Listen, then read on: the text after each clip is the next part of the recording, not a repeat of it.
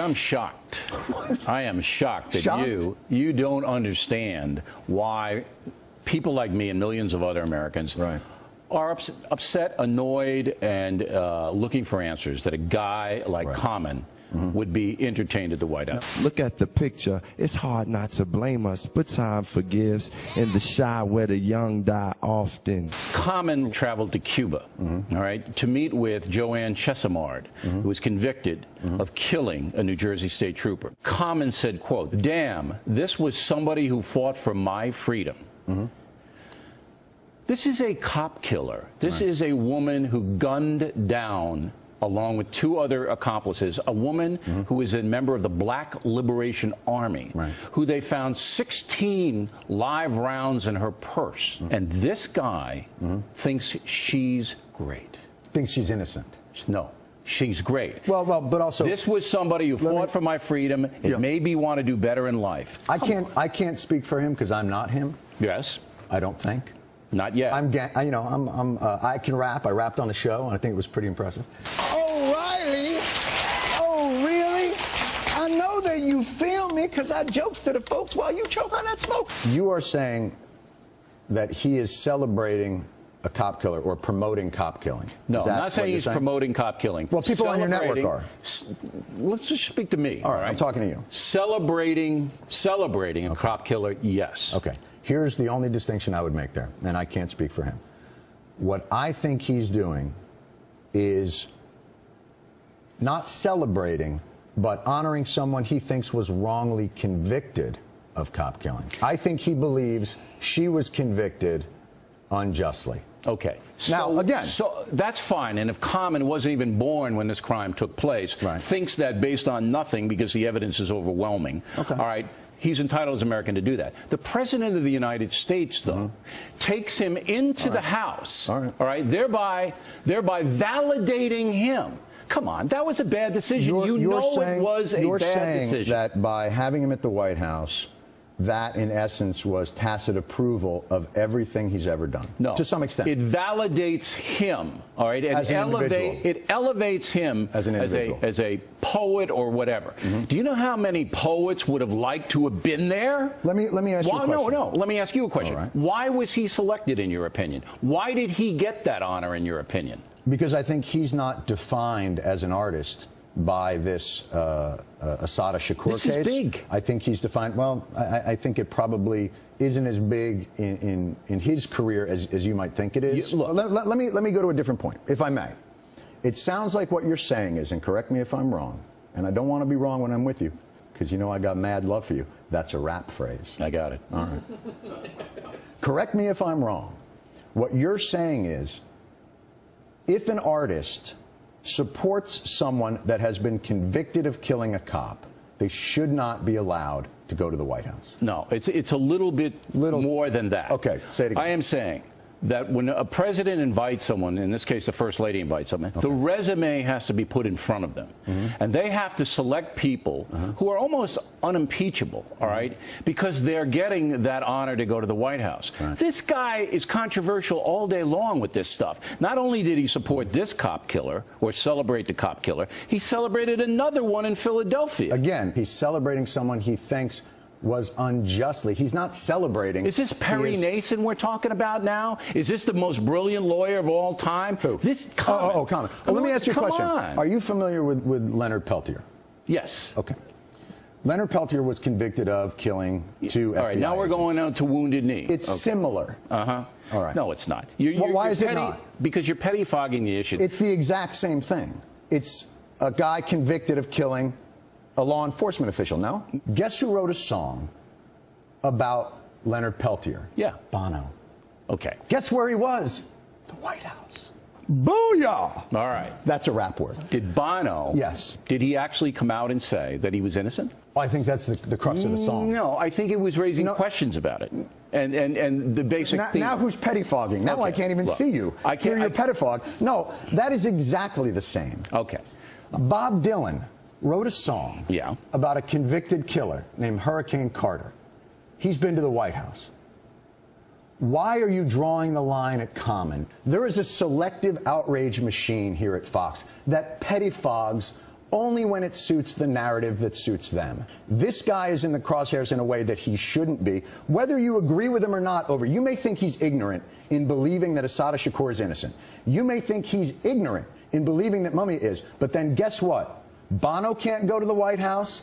Springsteen can't go to the White House. Bob Dylan can't go to the White House. You got a lot of people that aren't allowed to sit in the White House because they've written songs. That because Bono, Springsteen, and Bob Dylan wrote songs defending people who were accused of heinous things. Yes. That I have to give Common a pass. No. Because he did the same thing. You have to be consistent with your outrage. Let me give you. Be consistent. I will.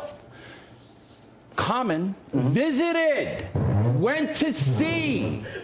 So what if Bono went to see Leonard Peltier? In Cuba. So now that's your line? You're putting yourself in a smaller and smaller box. I'm not. So this guy is worthy of it because he actually visited. And by the way, I don't agree with you that that's what puts it over the top. I completely disagree with you. This makes it beyond a reasonable doubt. Oh, please. Oh, come on. You know this guy is sympathizing with 2 cop killers. I don't know You know that. I don't know him. He believes they were unjustly convicted. That's what I imagine this is. He doesn't. So you just whipped this visit to Cuba, you put it in your little drawer, it never happened. No, it happened. Okay, that's enough for a sitting president to say, you know what? This guy might be radioactive. I'm not doing it. G. Gordon Liddy, in the Randy Weaver case, after the ATF stormed that facility, right? When he was talking about the ATF, do you know what he said on his radio show? He said, if they break down your doors, don't shoot them here because they're wearing protective gear. Shoot for the head. Was that before or after Liddy made the gold commercial? Okay. You see, your craziness, that you bring this stuff in. Okay, I'm making you president of the United States, which is just Every time insane. I come here, you make me president of the United States. It's insane, I know, but all right. So you're sitting there, and you know on your resume, okay, you already have Reverend Wright. You got Bill Ayers, okay? And then a guy named Common comes in, and you know... You mean that Fox News has already put these people as...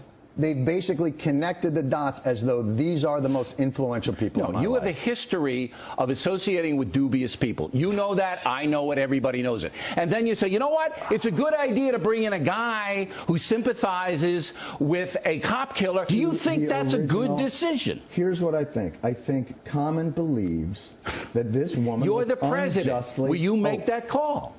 Can I be honest with you? Yeah, please. If I'm the president and I'm booking my own poetry slams, throw me out of office. Okay. Because I would believe as president, with pleasure, I would have things to do rather than go over the list how about your of guys? Poetry slammers. How about your guys? You already have Wright. You already have Ayers. Here's what I would think. You already have Bernadette Dorn. Here's what I would think. Let's bring in Common. Here's what I would think. Let a quartet. It's a poetry slam. Who gives a crap? A lot of people do. This is National Police Week. You know what, Bill? Let's do something nice for police, for National Police Week, you and I. Let's have us agree to promote a reinstatement of the ban on assault weapons, because that doesn't celebrate killing cops metaphorically or figuratively. It tries to get weapons that kill cops literally off the streets. As you know, that's important. This you know, if you've is ever nothing. done any research.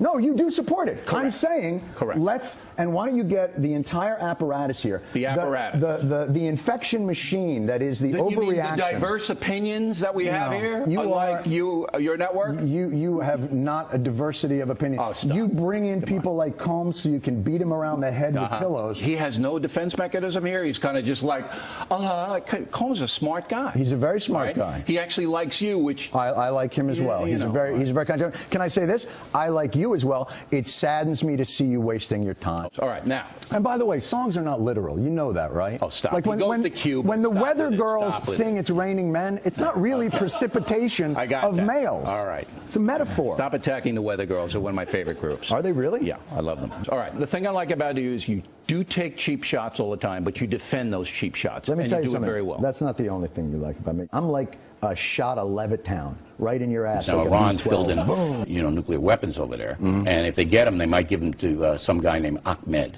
who might then take them to Cleveland and blow everything up. So what are we going to do with that? Well, doesn't Pakistan have nuclear weapons? Yes, and they do. Couldn't they give it to somebody? I don't know. I don't. Doesn't Russia have nuclear weapons? Russia Couldn't does. they give it to somebody? They could. The problem isn't the country that gets them. The problem seems to be the weapon. I think the strategy of what we've done, and again, thank you guys for ratcheting up the fear on this. You're not afraid that Iran gets a nuclear weapon and they cause all kinds of There's a havoc lot of with it? things to be afraid of in the world. I asked the guy. You're a Jewish guy, right? What? You're a Jewish guy. Who told him? All right. Son of a. Did you tell him? So I believe What that gave it? I believe that the president of What Iran gave it away? Was it my happy Hanukkah when I walked in? I think there is a war on Hanukkah in this country, mister. I believe the Ahmadinejad, you know, he wants to drive you and all the other Jewish people into the sea. So so I cannot control that. I cannot control what those things are. What we can control is we can stop them from having the nuclear weapon. Here's the thing. You might be able to stop them from having a nuclear weapon, right. But as technology grows and becomes more accessible to people, this is going to become an increasingly difficult problem. And here's what we can't do. Here's what we can't do. What can't we do? Our strategy for battling terrorism can't be that you overthrow governments and then make the United States military commit 150,000 troops to those lands until they can somehow stabilize the governments long enough so that you can prevent 10 people from plotting destruction in a basement. It's bankrupting the country. It's bankrupting the country. But you don't seem too concerned about Iran. You just don't seem to be that concerned about it. Because Iran, like most of these other countries, has a self-preservationist streak. And I am a firm believer that that self-preservationist streak keeps them, they're not mad. They understand. Look, there is no theory of mutual destruction with Iran. Let's say they get one off. It would be tragic. Well, how will we trace it? We never trace it. Please. Look, they can't even even question the underwear bomber. If somebody, all right, they can't get a guy with underwear, and they can't get the answers. Let's look at the geniuses we're up against. Right, Richard Reed was the airplane bomber. He tried to take that explosive and put it in his shoes. Right. It took them 8 years. And the plan they came up with in 8 years is, why don't we try sticking it under that guy's genitals? That's what they did in 8 years. They moved from the guy's shoes up to his underwear. Right, and he got to Detroit, all right? So that's the frightening part about it. Now, trying Khalid Sheikh Mohammed in your living room, because you live downtown. That's right. And he's going to be in your living room. That's right. Are you down with that? You want that civilian? I'd like him tried, honestly, in the pit.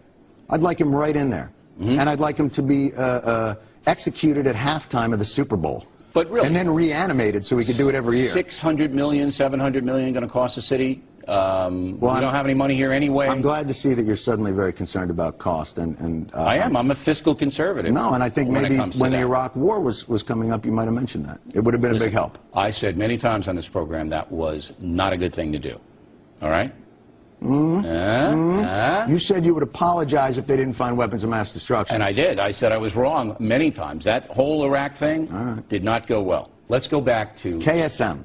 Yeah, where he should be tried in front of a military tribunal. Now, I'm not against military tribunals. But you're waffling now. You're in the middle. I need a strong VP. I know you're waffling. I'm not running with you. Oh, you're not? You've turned it down already? I am not running with you. Come on. I'm not going to be your VP because I know what that's going to be. I get one job, and that's to light the White House menorah. Not interested. Okay, but look. There are valid concerns about trying Khalid Sheikh Mohammed in a civilian court. Right. But one of the valid concerns isn't that it makes us a terrorist target and that it emboldens the enemy. How do you know? Because we're already a terrorist target.